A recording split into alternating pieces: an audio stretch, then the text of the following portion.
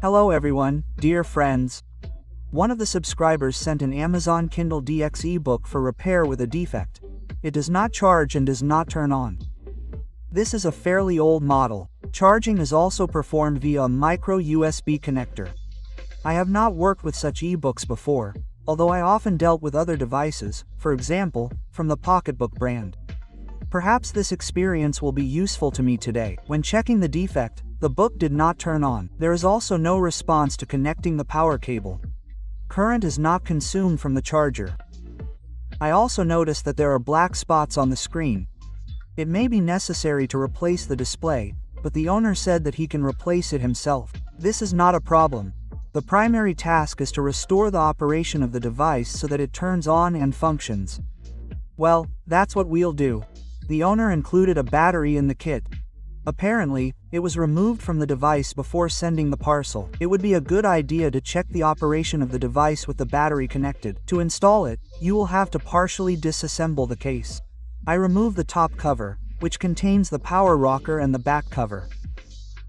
You can see a lot of stains on it, as if it had been used as a plate for some time and forgotten to wash.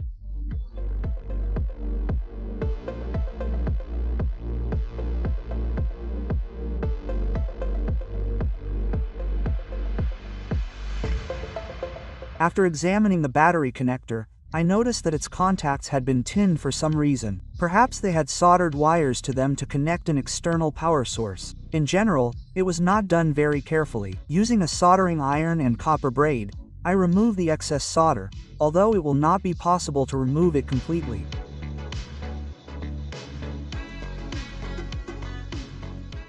I checked the voltage on the battery. 4.12 V good. Almost fully charged. Can be connected.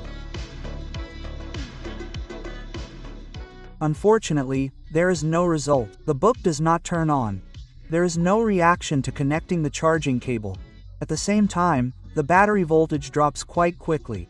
Something on the electronics board is discharging it. Well, I continue disassembling to inspect the board. I unscrew the screws. By the way, many of them were missing. During assembly, I will have to screw in my own. After disassembling, the first thing to do is to look at the board through a thermal imager. There is clearly some parasitic consumer on it, which will be clearly visible in the thermal image. This way, I will save some time searching for a faulty component.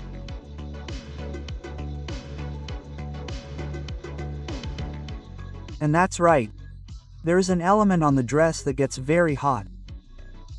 The temperature jumps up to 90 degrees Celsius, which is unacceptable for such an energy-efficient device. This MC13783 VK5 microcircuit gets hot. According to the information in the specification, this is a power controller. It should not get very hot, so I decided to replace it. In addition, there are no other obvious defects on the board, no signs of flooding, burnout, and the like. I bought a new microcircuit on AliExpress. Let's hope it works. To replace the microcircuit, you will need to remove the board. However, this is not so easy, since the board is glued to the display over almost the entire area. Comes off with a generous addition of gasoline or alcohol. On my own behalf, I recommend first removing the board together with the display, and then disconnecting them. This will be safer in terms of reducing the likelihood of damaging the display. The display is glued to the case with double-sided tape. Before peeling off, I apply a little liquid to the gap to soften the adhesive composition of the tape, and remove it. Then peeling the board off the display will not be difficult.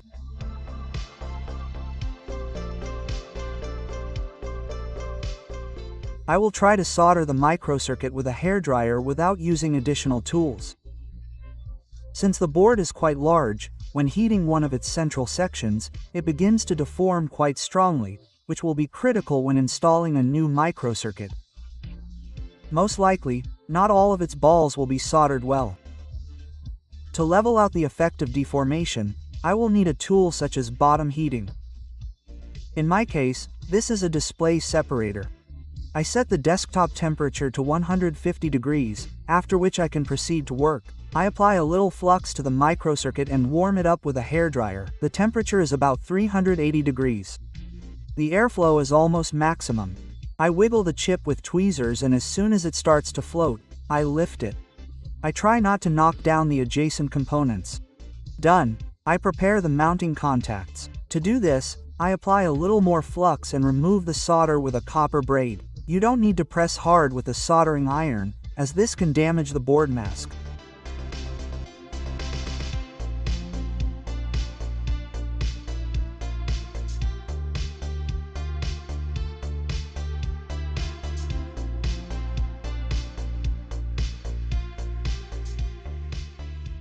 I wash off the used flux with gasoline, then apply high-quality flux for the nut.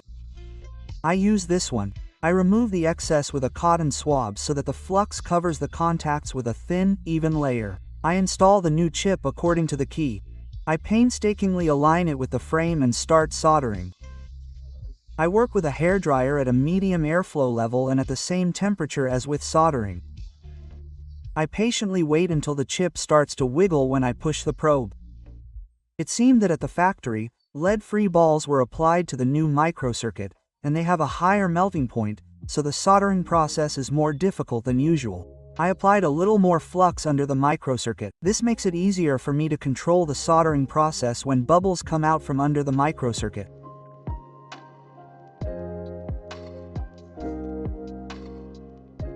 Now the microcircuit shifts with a slight push, after which it returns to its place. This means that all the balls on the bottom have melted and you can complete the process. I let the board cool down. Then I connect the display and battery. The device immediately began to show signs of life. The display updates the image, but a message about the critical battery condition is displayed.